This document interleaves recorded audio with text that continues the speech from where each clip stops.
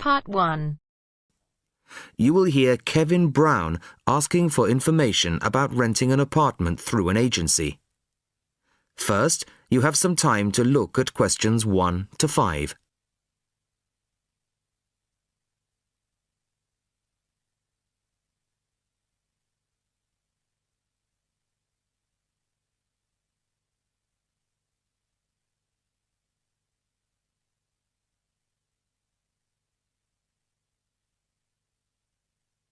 Now the test will begin.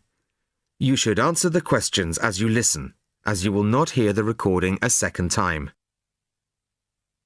Listen carefully to the first part of the conversation and answer questions 1 to 5. Good afternoon. How can I help you? Hello, my name's Kevin Brown. I saw your advertisement in today's local paper, apartments to let in all areas of the city. Yes, Mr. Brown. We currently have several properties available. What part of the city were you thinking of? Well, city centre ideally. OK. And what price range are you interested in?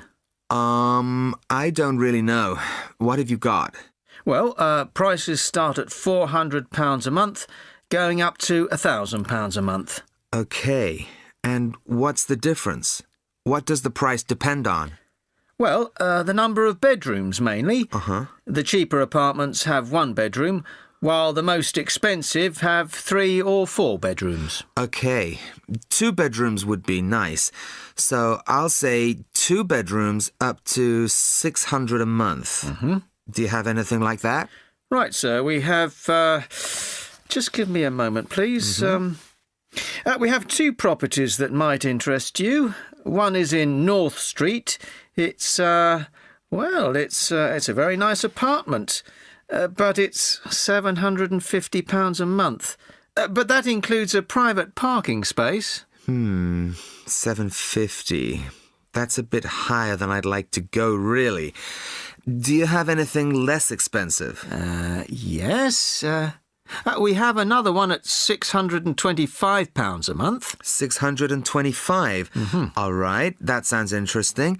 Where is it? It's in Cornell Road, at number 12B. I don't know that. How do you spell it? It's Cornell. It's near the park. I've never heard of it, but I'm sure I'll be able to find it on a map. Before you hear the rest of the conversation, you have some time to look at questions 6 to 10.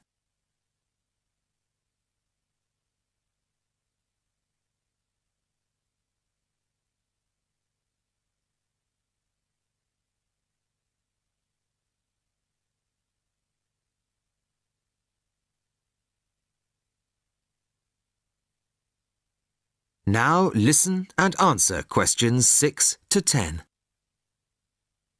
So, would you like to see the apartment, sir? Yes, I would. I'd like to rent somewhere fairly soon. Would tomorrow be possible?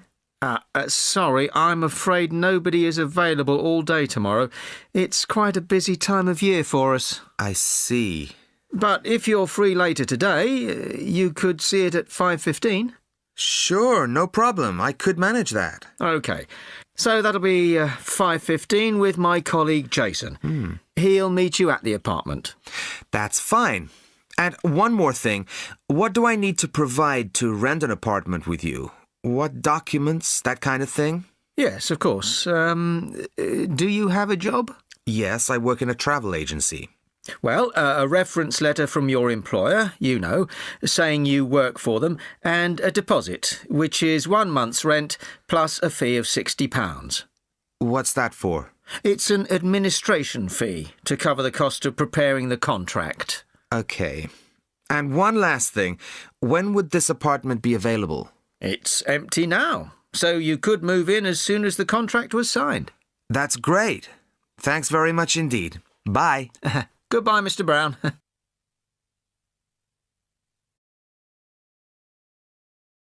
That is the end of part 1. You now have half a minute to check your answers.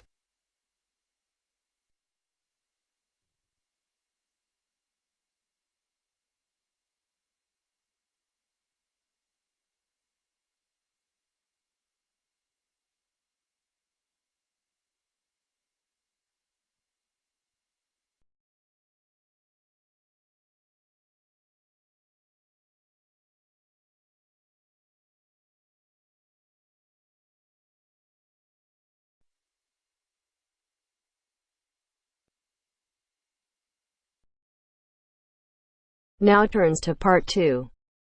Part 2. You'll hear two teachers discussing a school trip. First, you have some time to look at questions 11 to 16.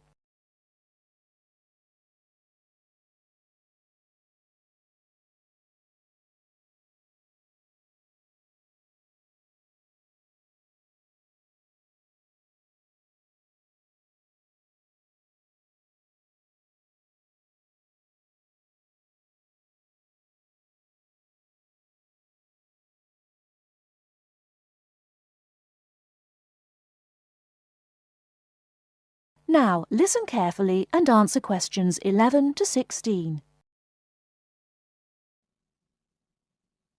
Oh, there you are, Paul. Do you have a few minutes? Can we think about this year's school trip? Hi, Jean. Yes, of course. Have you got any ideas? I've been looking through some information, and I've brought a few leaflets with me. Here you are. Okay, thanks. Just remind me when the trip is. Next Friday.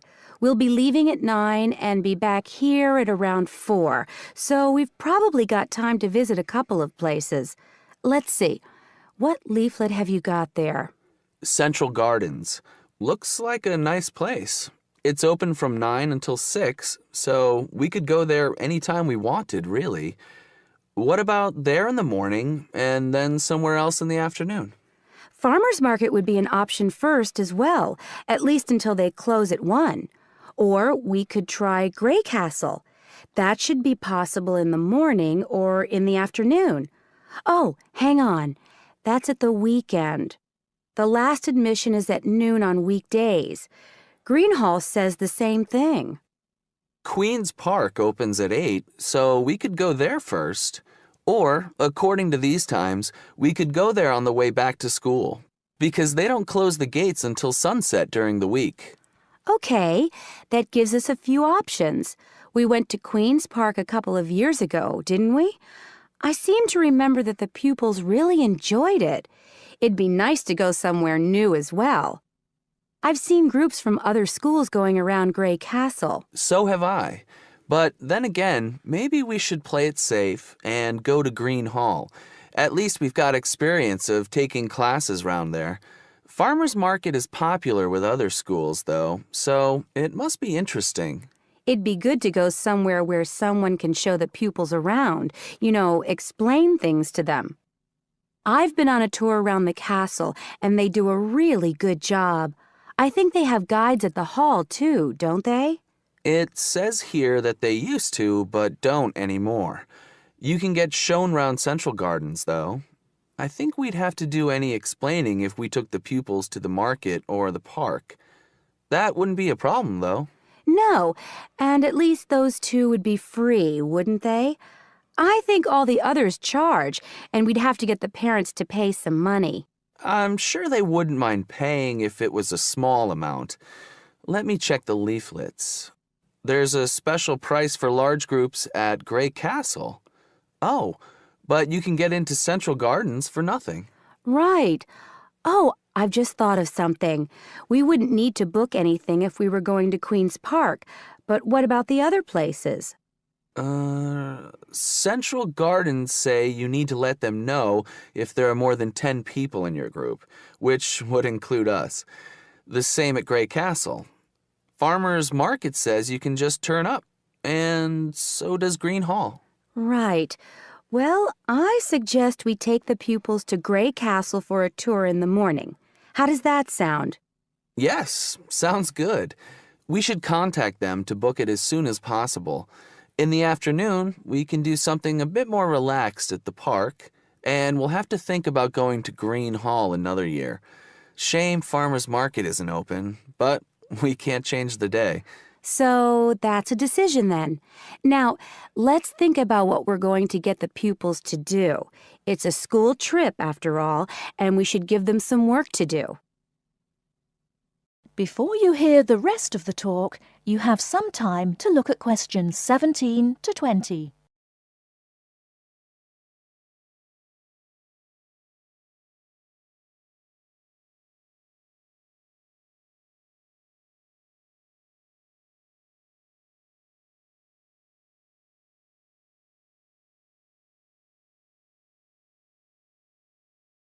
Now listen and answer questions 17 to 20.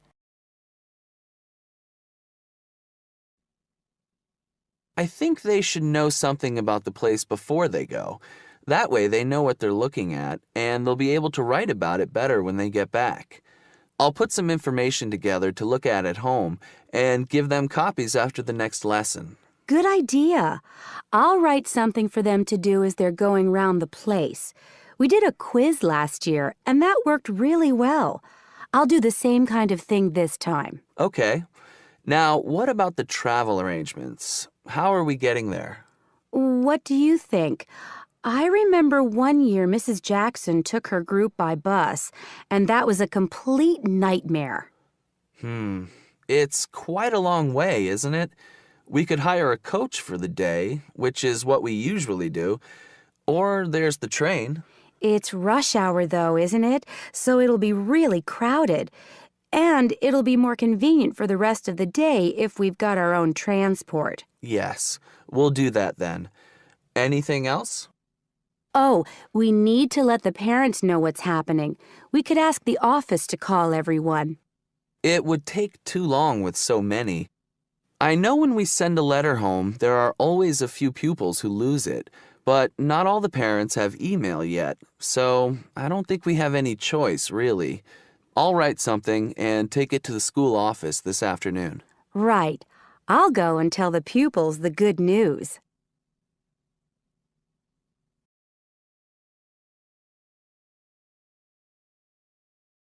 That is the end of part 2. You now have half a minute to check your answers.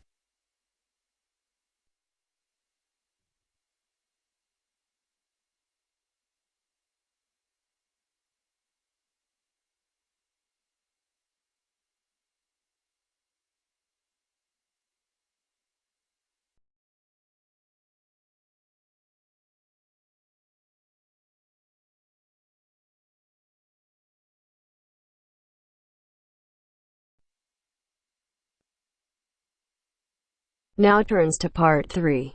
Part 3. You are going to hear a conversation on rivers. First, you have some time to look at questions 21 to 25.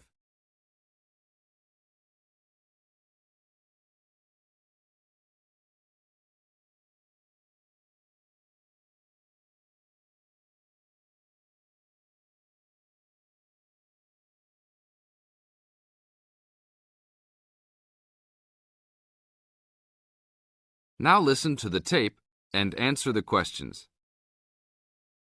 Please tell me about the current state of the Amazon. We have increased deforestation, increased human population relating to deforestation, and a role of fire in the Amazon on a scale that's never been seen in history. At the same time, you can see progress in trying to counter that negative trend. How do you see this? We see this in the creation of national parks and indigenous areas, and efforts to fund sustainable development activities for locals.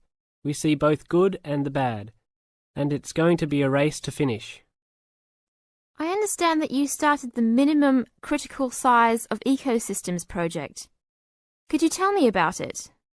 A number of years ago, it became apparent that those practicing conservationists didn't have the scientific information available to properly design a conservation area.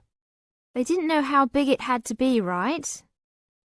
People were learning that as forests fragment, the fragments begin to shed species after they become isolated, so they end up becoming poor examples of what they had been.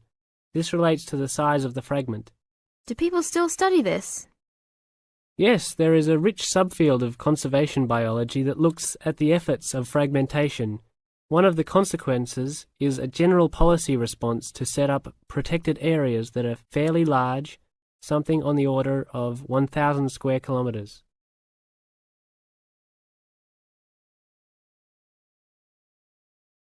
Now look at questions 26 to 30.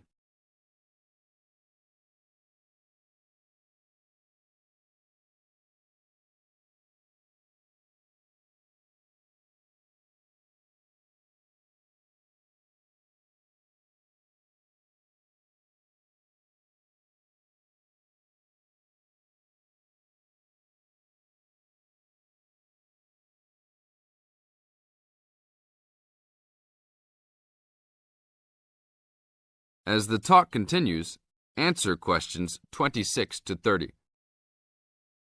Can you talk a little bit more about the forest fragmentation? As habitats are destroyed, they are accompanied by habitat fragmentation. So when 50% of a forest is lost, the remaining 50% being is not one large block, but smaller pieces, which makes the conservation problem even worse than saying that 50% has been lost. And this affects not just forest, but species diversity, correct? In terms of species loss, we can't give you precise numbers about how many species are lost because of these fragmented landscapes, but we're beginning to get close to where we can make that estimation. And so one of the policy responses to all of this, beyond just trying to create large protected areas, is to try and reconnect the fragments. You've been active in many projects studying the Amazon region over the years. Can you tell us about that process of understanding the Amazon? When people first started looking at conservation priorities, there was not much information about the geography of plant and animal species. One of the first clues was an analysis done in 1969. This looked at bird species and found geographic clusters of species which occurred nowhere else. And those are priority areas for conservation. Was this when people began prioritizing refuges? Yes, it was the first time that someone looked basin-wide at priorities, giving priority to so-called refugean areas. Was this when the new trend to use geographic information systems, or a GIS, started?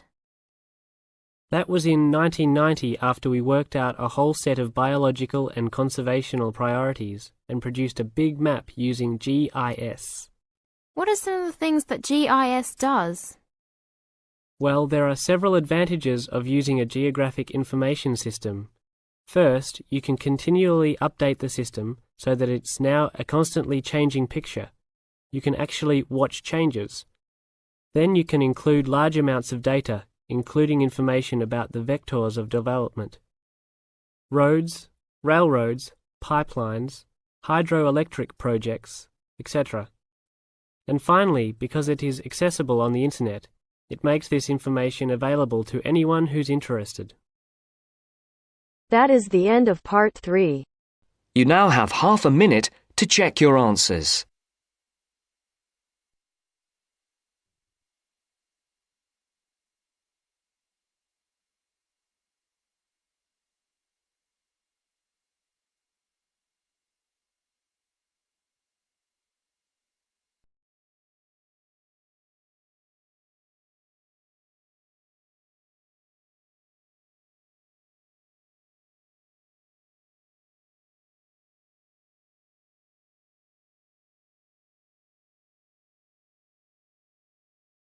Now turns to part 4. Part 4. First, you have some time to look at questions 31 to 40.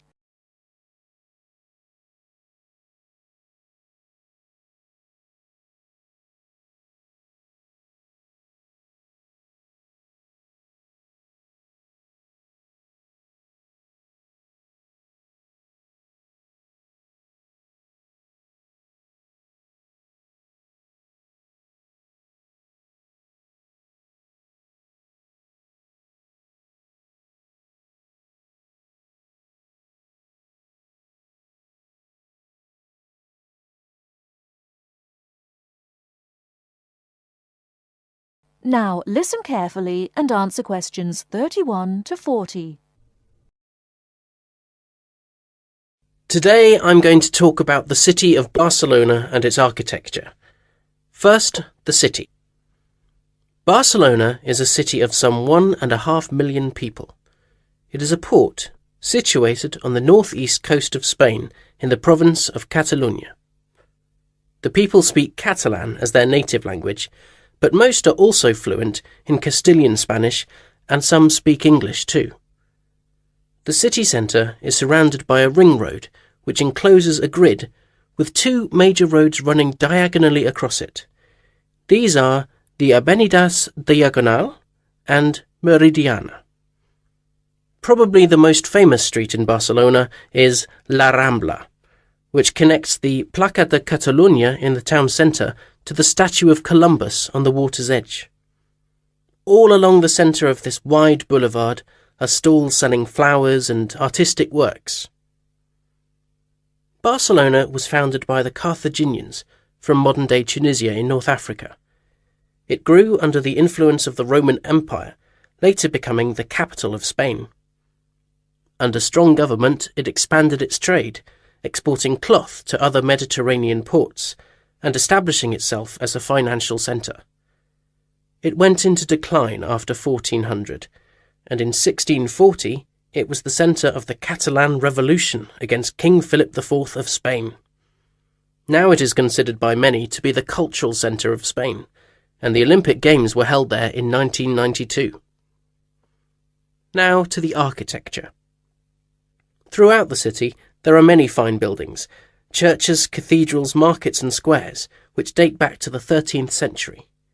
One very fine square, which can be entered from La Rambla, is the Placa Real, or Royal Square. This was built by Molina in the 19th century. 7 narrow passages lead into a large central area, which is surrounded by 2-storey buildings. Most of the ground floor is occupied by restaurants and bars, and it is traditionally a place of music and entertainment. It is impossible to talk about the architecture of Barcelona without mentioning Gaudí, who dominated the scene from the 1880s until his death in 1926. His style was unique, a decorative form of Art Nouveau, the style of the 1920s and 30s in Europe. It was based on organic natural forms, which often seem to defy the qualities of the materials they are made from. I will mention just 3 of his best-known works today. The first is Güell Palace. This was built for the Count of Güell, one of Gaudí's main supporters. The building features 2 arched gates, which lead into the stable area. Inside are 2 circular staircases, one for people and the other for horses. The ground floor is built of brick, but there is also much natural stone used in the construction.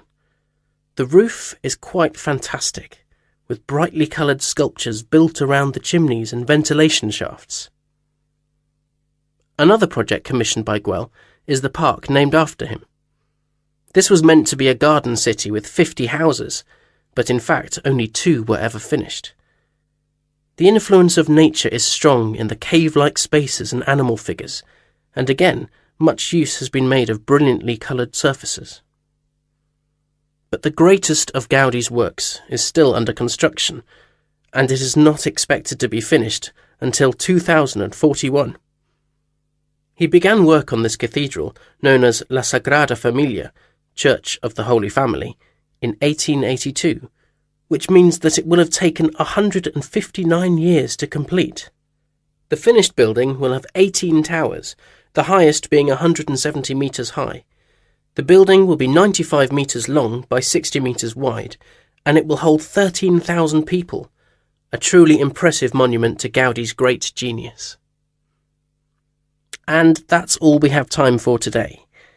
Next week, we'll look at some of Gaudí's smaller projects, and also his furniture designs. Please make sure that you complete your assignment on Le Corbusier by this coming Friday.